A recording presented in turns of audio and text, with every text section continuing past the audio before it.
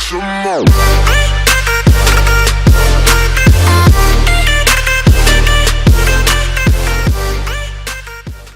Yo, what's good, people? Izzy Max here, back with the crew. Go ahead and say hello, guys. Hey, how's it going? What's up, guys?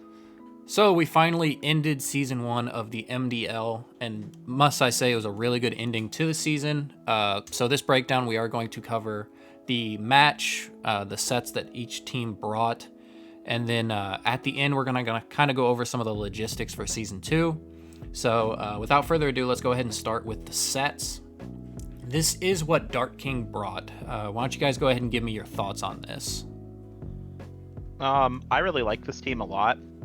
I really like that he went for the Slowbro weakness policy here. I think that's a really good play, because it is able to beat a lot of the big threats with its typing, the water psychic typing, and it can kind of operate in the trick room mode that he can set himself, or in a trick room mode that she sets herself.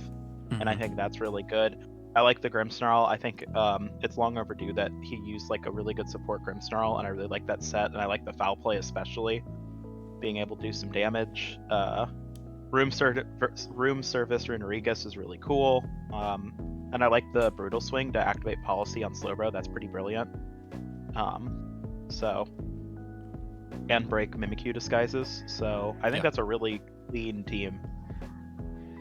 Yeah, the trick room mode here is, I think it does a really good job of having a good matchup against Hub's entire team, including her own trick room mode, since with the, especially with the room service and Will-O-Wisp, you can burn the Snorlax without having to worry about those base 30 speed ties. I also, I love that you went for Taunt on his Prankstermon. I've kind of been harping on using Prankster Taunt against Hub for a few weeks now, so it's great to see that he has that here. Yeah, so I actually talked to him after the game, and one thing I said is, unlike what you guys say, I think he went too hard into the trick room. As weird as that sounds. And yeah, that's fair. And I know you like the Incineroar, but I honestly would have changed that out for the Porygon Z. Because that alongside the Clefable can really help against Hub's faster modes. I do know he has the Choice Scarf Dracozolt, but Hub actually had some things on her team that kind of just hard counter the Dracozolt, because it really can't even kill the Durant.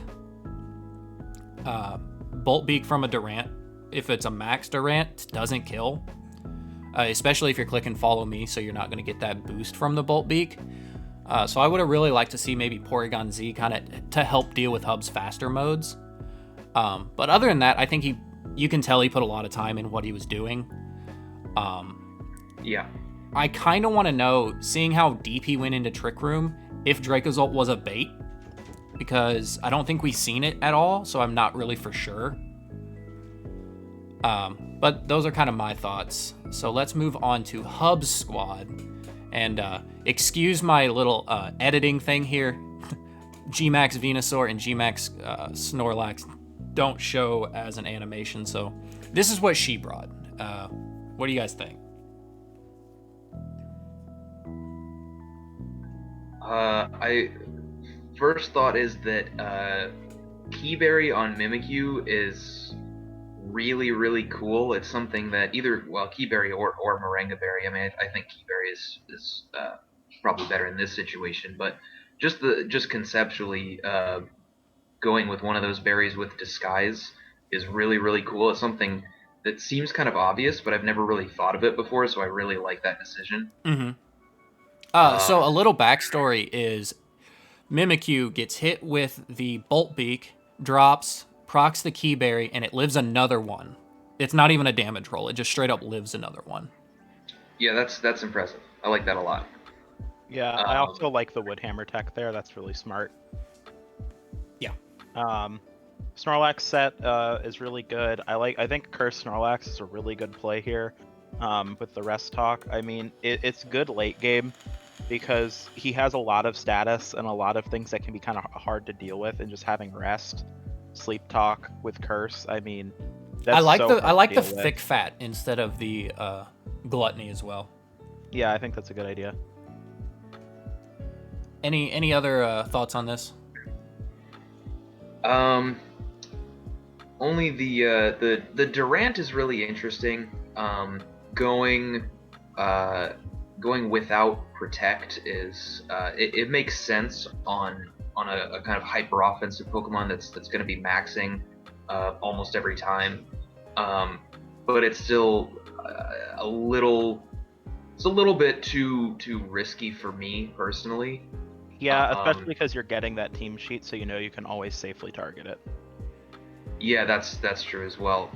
You do have a little bit more safety with the Akaberry, but there's I don't know, some situations where the Akaberry might not matter since the special its special defense is so bad. But against Dark King's team, uh, I think it makes enough sense.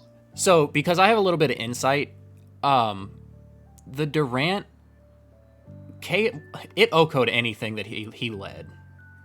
The only thing is, if the Slowbro was physically defensive, it wouldn't live the Venusaur. So the Durant with the max first impression, she would be able to get a lot of information and know that Venusaur is kind of safe. Yeah, Max Bug is a very good decision here. That's for sure. And then the Thunderfang was for the Milotic, Ironhead for the Clefable, Stomping Tantrum for the Incineroar. I see why she didn't put Protect on it, but I think Thunderfang would have been the first thing to go. I agree. So yeah, it's a little unfortunate that she happened to have Tantrum instead of Rock Slide, and the Incineroar just happened to have Shuka instead of Chardy. Yeah, that is unfortunate, but it's a 50-50 call. Yeah, good guess by by Dark King. Oh, for sure. So without further ado, let's just go ahead and jump into the game. It is sped up just a little bit. It is still about 18 minutes, but we'll be able to kind of break through turn by turn because this game actually has some crucial points in it. So leading off, I'm not sure about the lead from Dark King here. I know from Hub side, Mimikyu was always the lead because it couldn't get faked out and it reversed Trick Room if it happened. But I'm not sure about the Grimmsnarl Runerigus lead.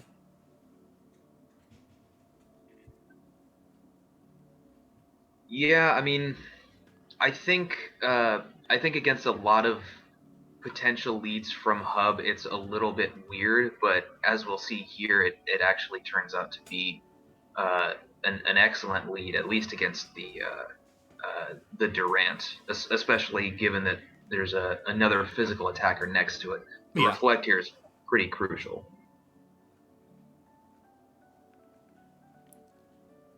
Yeah, but really getting the weird thing is Mimikyu, or the Durant, is more so supporting the Mimikyu in this because of the Will-O-Wisp, like of course. But you'll see the Durant is just going for Steel Spikes and Max Quakes and just boosting the heck out of this Mimikyu. Yeah, absolutely. Then that's one of the best things that Durant can do, in addition to putting out a bunch of offense, having that a combination of good defensive utility. Steel and ground, and being a mon that you want to max a lot of the time. So this is a good instance switch, I think. It was a very good absolutely switch. Yeah. It wasn't like insanely safe, but it was safe enough, and it was worth the risk. You know? Yeah, I mean, you already had the burn, and you're gonna intimidate it, and you already have the Shuka, so yeah. Given the Shuka Berry, I think it's an extremely safe switch. But you can see here the Intimidate and the Burn and the Reflect just really shutting down the Durant hard. I've never seen Durant do that little damage. Granted, we usually in VGC we usually see it with Life Orb, doesn't have that here, but still there's so much damage mitigation from that. Yeah, I actually really like that. To me, this felt like a very intentional plan by both. And now we see Slowbro come out, which is a known quantity for being weakness policy. Yeah. So it's a little risky to go for Shadow Claw, Woodhammer, or First Impression, because then it starts just picking up kills. Yeah, you can see that she's really thinking about her play here. And I think basically because of what you just said, Ryan, it is very much so a weird spot. Yeah. Yeah, I think I maybe would have liked to see a Max Bug into Incineroar. Yeah, just lower the special attack So on the I'm Slowbro. gonna kind of debate you on this one. I think she's going for Max Quake because she The needs to special get rid of defense it is for the better. Venusaur. Yeah, and that special defense boost is in some ways better. Yeah. Well, Yeah. the Incineroar would live in Earth Power, but it won't now because the Shuck is gone. Yeah. Yeah, that's fair.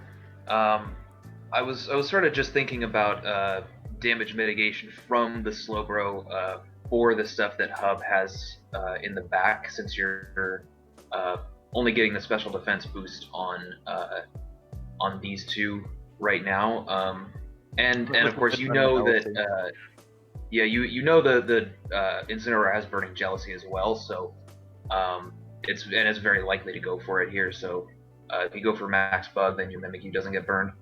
Yeah. Yeah. Fair. Yeah, it's definitely a to and fro, but like there's a lot of good prep and plays that are going on here in game 1, I think. Yeah, Definitely the absolutely. kind of stuff you'd expect to see in a finals. And there's a lot of, and like we're talking about this, there's a lot of good like 50-50s and good setup by both. I'd say currently Dark King definitely has the advantage. This is one that's actually weird. You know Cinderace is Libero, but Dark King's play here makes me think like he doesn't know. I mean, I know he knows. But like you have to figure you're going for a high jump kick in Incineroar. You're not going to stay fire type. Well, here's the thing, you want to get rid of the sun for the Venusaur. Yeah, I absolutely. mean, So Venusaur's either. outspeeding both of these mons anyway. Yeah, but you still want to nerf Chlorophyll if you possible. Also, honestly, because it can change typing, I like that you just go for the Geyser and start boosting that water type attack damage. Yeah, I mean, fair. Yeah, also he knows that Cinderace has Sucker Punch, so maybe a Mind Storm. Yeah, Yeah, that's why I was Mind saying Storm's I think pretty Mind risky. Storm was just safe as hell there. Because what are you Well, sucker no, punching? because I mean, You it's Sucker Punch possible Slowbro. you Sucker Punch the Slowbro. Well, and the then- Slowbro Yeah. still has its weakness policy. Yeah, but Well, you could for- Sucker Punch it and if like you- call the Max Mindstorm. I think he went for a very Right. like good mid ground play there. I like it. Yeah. Yeah, he was already ahead. He didn't really need to go for anything super That was crazy. super fancy. Yeah. And at this point now, his Max Geysers are doing a lot. He can also set Mindstorm now, and then on Dynamax, he can do a ton of damage. Yeah. Um, Unfortunate miss. I don't think it matters. no, I don't either. Yeah, not for this game now. Actually, I don't know. It might have. Excellent Mindstorm here, though. Just setting up the psychic terrain for those expanding forces now that his Dynamax is ending. Yeah, and also now you can't Sucker Punch. Yeah, that too. Yep. Well, she is anyway, and I know why. there is merit to blocking the expanding force damage just by becoming a dark type. Now, I'm going to pause it here. Seeing how much damage that actually did behind the Reflect, I think that the first player off miss might have actually mattered. It could have potentially, but we'll see. I mean, it still looked like it lived too, and Mimikyu would have still gone down here anyway. And Well, I'm talking because of Focus Sash here on Venusaur. hmm,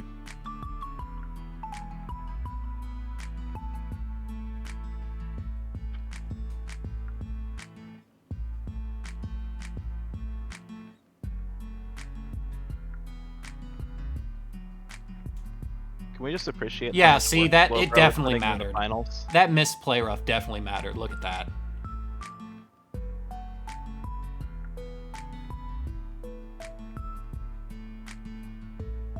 Because that breaks the sash. Yeah, because then Venusaur would still Yeah, have fair its enough. sash. Yeah, Yeah, that missed Still a play rough tight game. definitely. Oh yeah, I it was- actually think Dark King played this.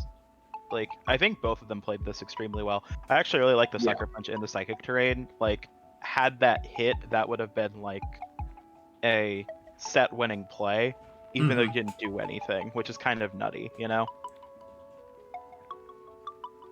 I like the change up of the leads though from Yeah, I do Hub. too. I wish Dark King would have. Yeah, I think it's fair enough for him to go for the same thing. I mean, you do have to know that Hub's probably gonna adjust after her Dynamax got shut down so hard in Game 1, but at the same time, it can be tough to deviate from what worked the first time. This was a good call out, not Vine lashing the Runerigus.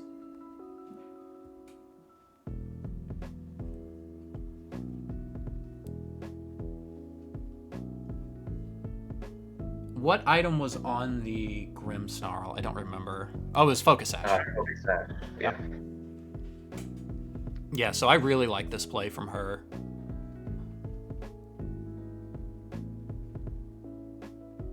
Oh, we did Vine Lash the Ensign. It Vine Lash, but you always Vine Lash there anyway because he doesn't have anything that doesn't take the Vine Lash chip.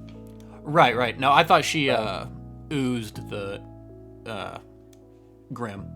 That would have been insane. There's the Keyberry.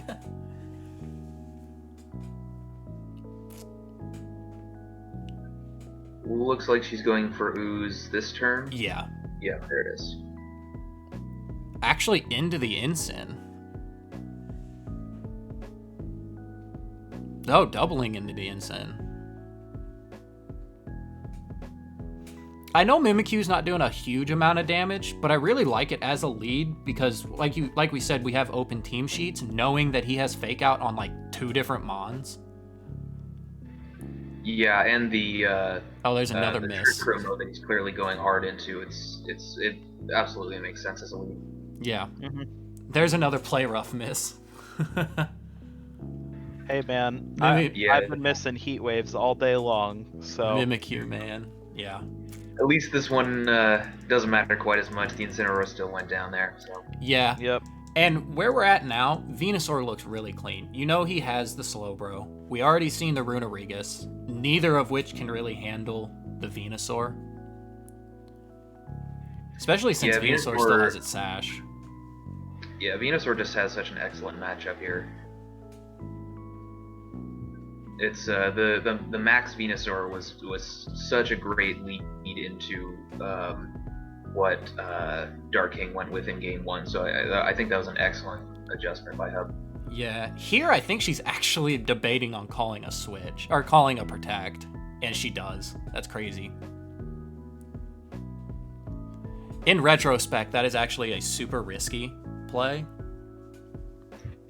Yeah, I think it makes sense to go for that from Dark King's side. It's the last turn of Venusaur's max, so you can then you have 2 turns of max yourself while Venusaur's is over. So.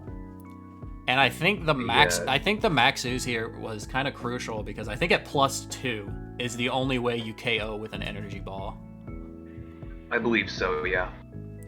So that was a really good read on her side.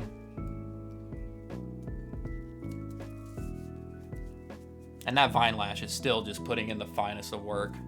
Yeah, Vine Lash is insane. That chip is It always is. going to be strong. Yeah, it's such a ridiculous max move effect. Now here, Matt, you're the king of double protects. Are you double protecting the Slowbro here? Oh God. I mean, you kind of have to, I guess, right? Yeah, you have to and pray for the Trick Room, right? Yeah, that's your win con. So. Yeah, because Runerigus isn't really doing anything here. Right. But at the same time, you know that Hub knows that Runerigus doesn't have Protect, so Right. I don't know. Maybe he was hoping for some kind of a choke. I don't know. But even then, regardless of which Pokemon Hub KOs there, it's probably just over anyway. Yeah, and knowing he only had Poltegeist, the Mimikyu was free as well. Yeah, that was a really good adjustment game too. Yeah, it was. Um, And now we in actually see an general. adjustment from Dark King, which I really like. Yeah, I think this is an excellent adjustment as well. I Yeah. think I Great honestly adjustments thought by this. both players. Yeah, I thought this was a safer lead than the Incineroar because of the Mimikyu.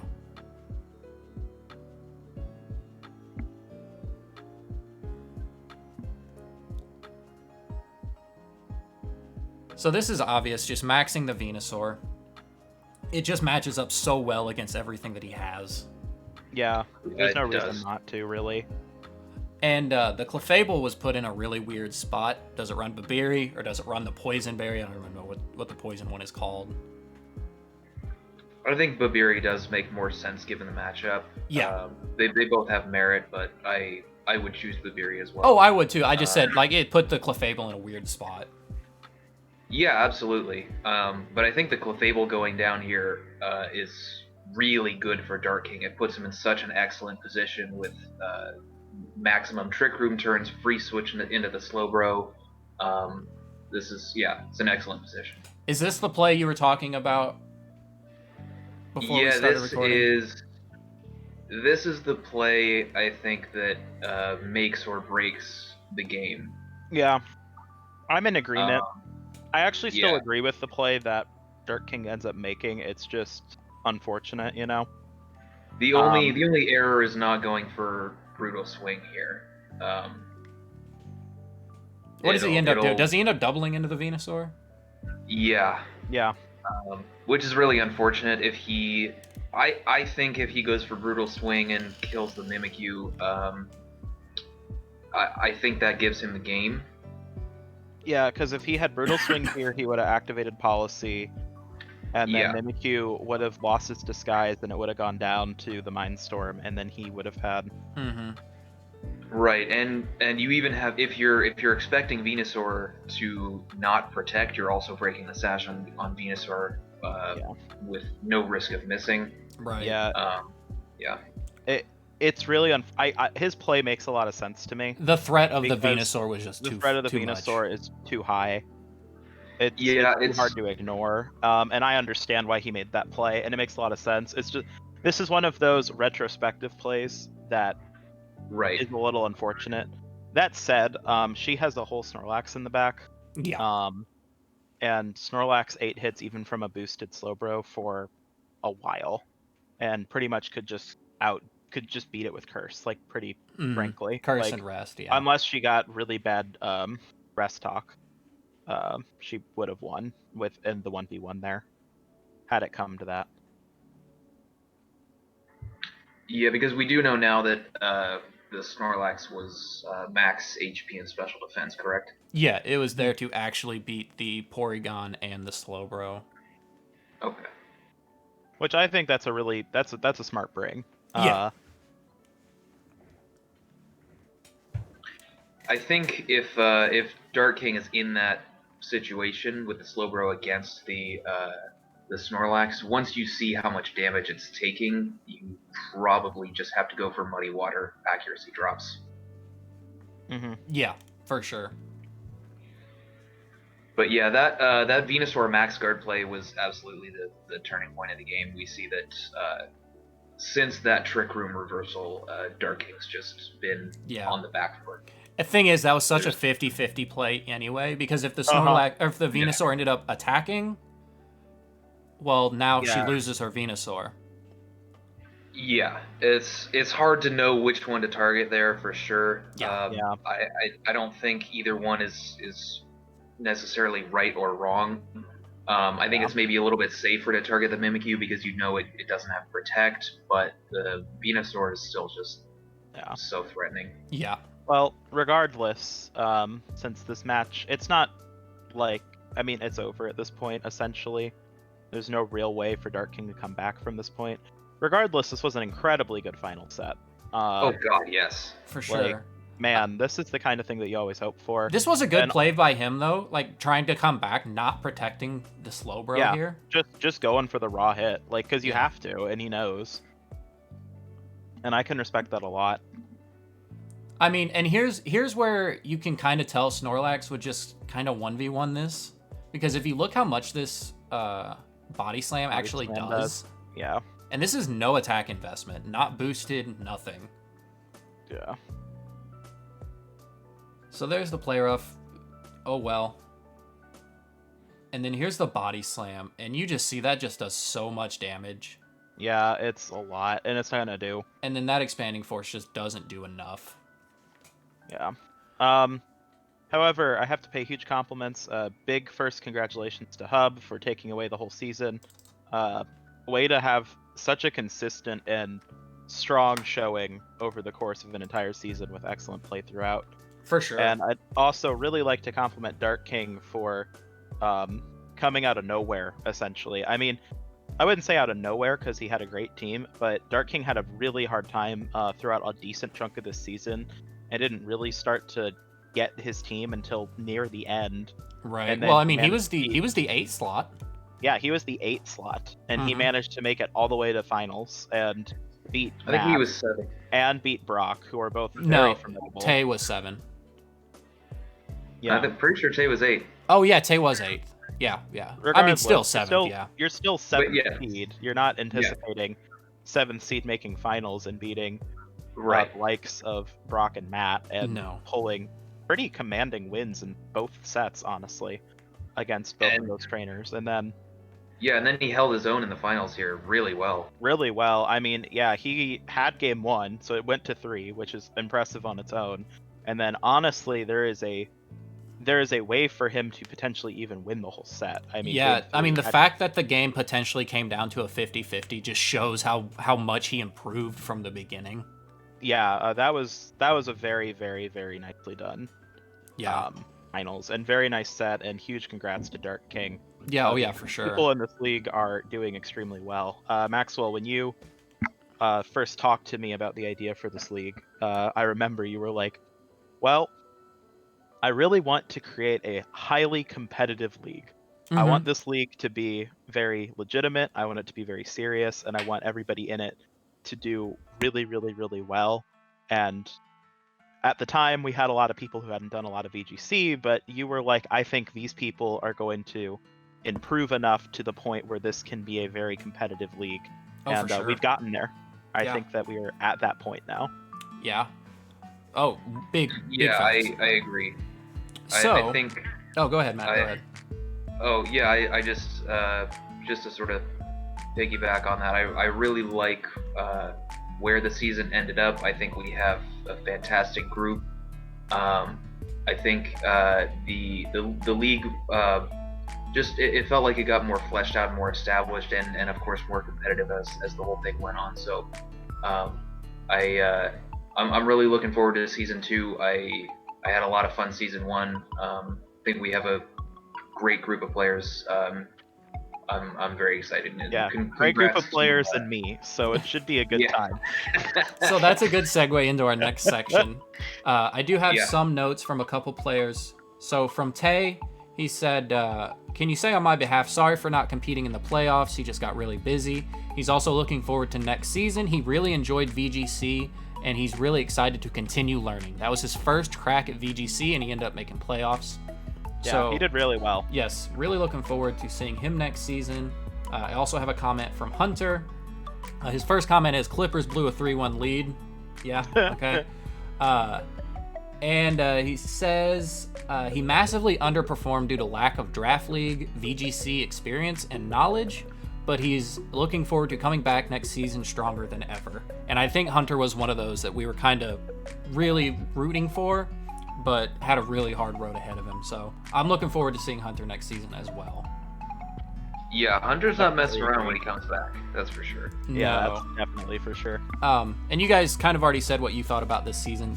Same for me. I know league burnout is kind of an issue, but the way around that is just make a super competitive league.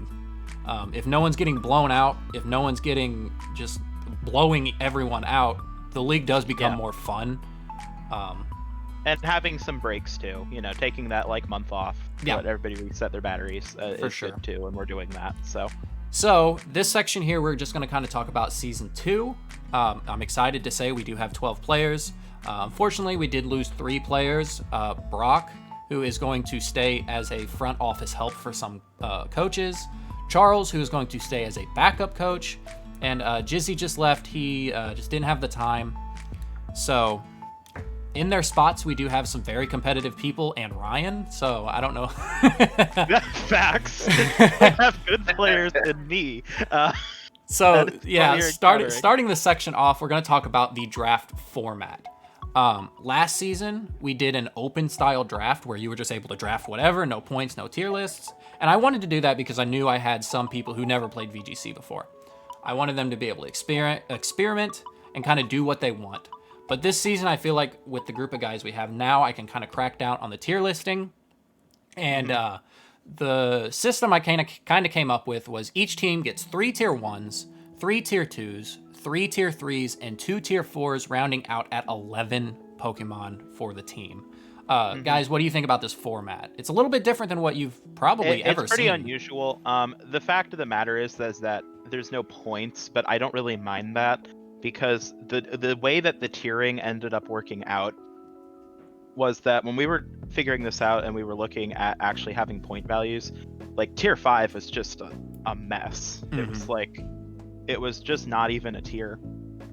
And there was just such a power gap. Like there was no reason for you never to not go for having the 3 tier 1s and the tier 2s and whatever. Like tier 1s are so strong in this format. The best of the best outclass everything in tier 2 and 3 by such a wide gap. Yeah. That I think this was the best solution to that. And there are just so many tier 1s.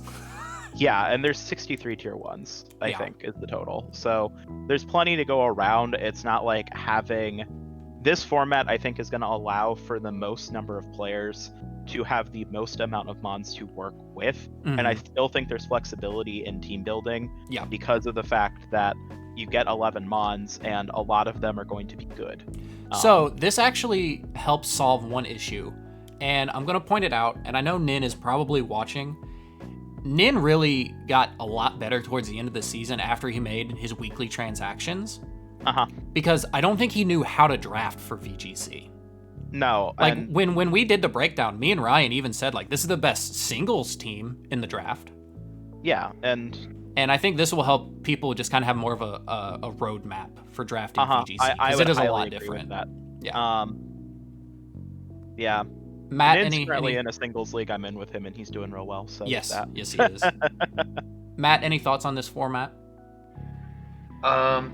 Yeah, I'm just looking forward to seeing how this draft format plays out. I think I like it at least a little bit more than not having any tiers. Although I'm also glad that we experimented with that because that's also not really something I I would have thought to do in a draft league.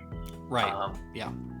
And we've talked about why it was formatted that way for season 1. There was plenty of merit to that, so don't mind that at all. Yep. I think we'll be able to have a little bit more to say on the draft format when we have a finalized tier list as well. For sure. So the moment everybody's been waiting for, we actually have the draft sequence, the draft order. So leading off the pack, we actually have Nin.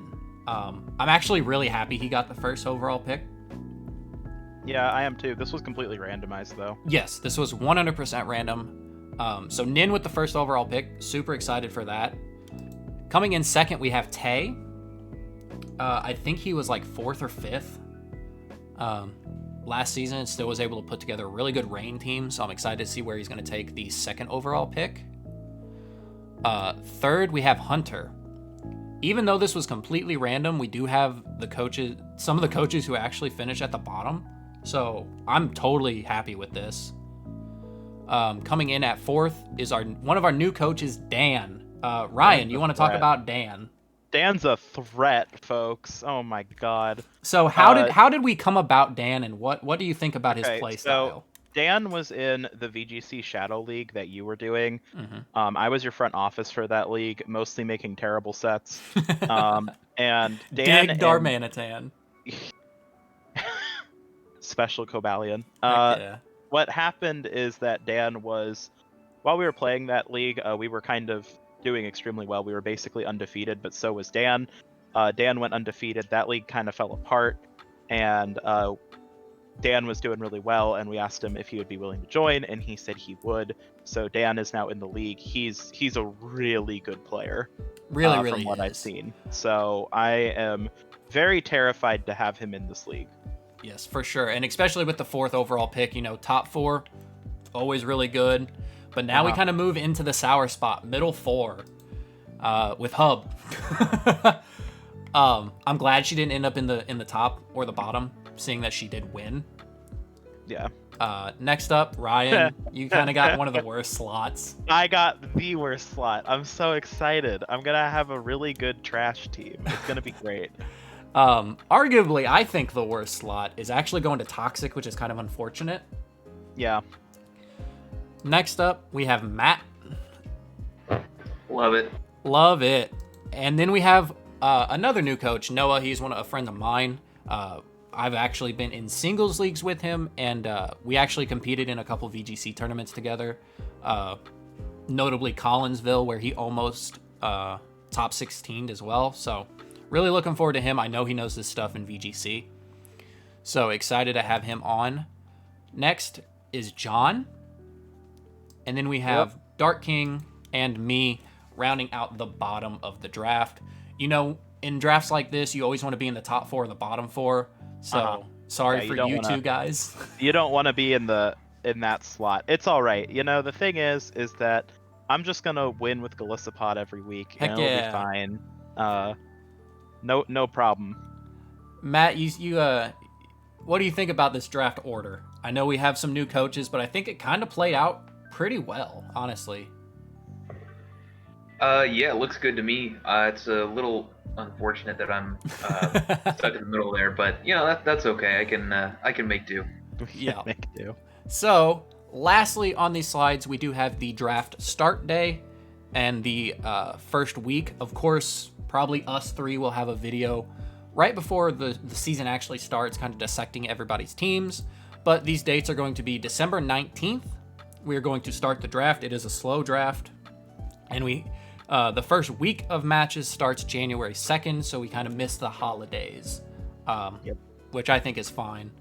And again, I look forward to season 2. I had so much fun in season 1. So that's all I have. If you guys have any final words to close out the season, go right ahead. Woo! We did it. Season 1. Season 1 was really successful. It was fun to watch from the sidelines. I liked being able to take a back seat.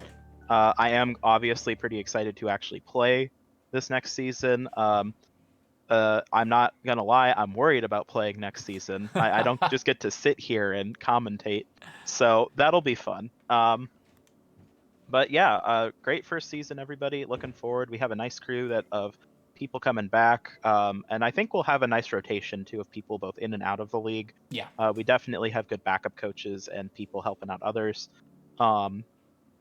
I don't know, Maxwell, if you talked about front offices a whole lot, but I believe isn't your rule that you can basically have a front office? It just has to be somebody not playing the season, Yes. Obviously. Yes, correct. So you can have a front office, just like I'm not going to be Ryan's front office. That's just not okay. Right. But if I'm going to ask my buddy Jake to mess around with me, or C-Rad or Brock, they're sitting on the sidelines. They're there to help. So yeah. So there is definitely that kind of thing. Yeah. Yep. Any last words from you, Matt? I agree. We've had a great, successful season. I had a lot of fun. Congrats to everybody for finishing out the season. Congrats to Hub for winning, and congrats to Dark King as the runner-up. And good luck to everybody moving into season 2. Yep. I'm excited to start it. Yep. All right. Without further ado, I will see you guys in the next season. Peace.